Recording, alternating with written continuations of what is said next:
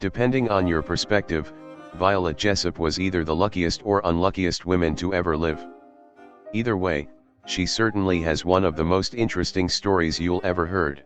Jessop was a stewardess on ocean liners who began her career aboard the Orinoco in 1908 at age 21.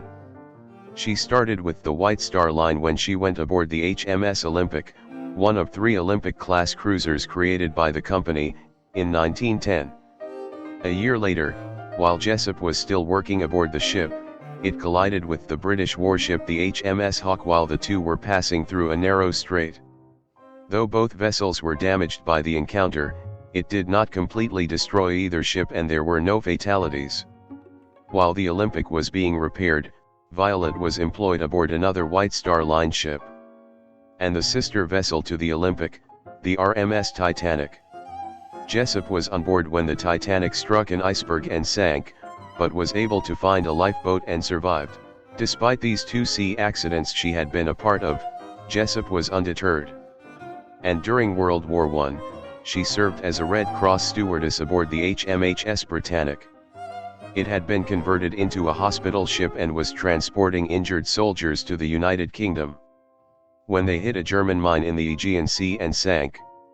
While escaping the sinking ship on a lifeboat, Jessop and many other passengers were almost sucked into the ship's propeller blades, but narrowly escaped, cementing her reputation as Miss Unsinkable.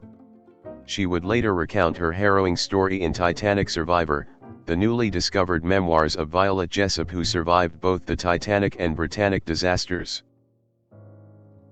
One awful moment of empty, misty blackness enveloped us in its loneliness, then an unforgettable, agonizing cry went up from 1,500 despairing throats, a long wail and then silence and our tiny craft tossing about at the mercy of the ice field. For most people one sinking would be enough.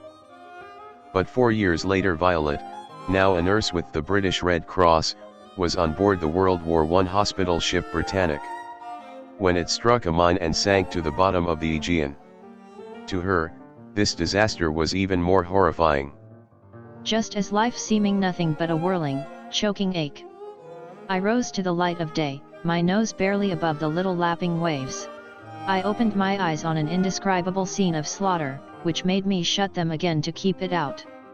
By the end of her story we have met a woman who could handle whatever life threw at her with determination and good humor. She knew that only by her own strength of character would she survive. But Titanic Survivor is much more. A unique autobiography for those who want to know how it really felt, a story that could be told only by a Titanic survivor.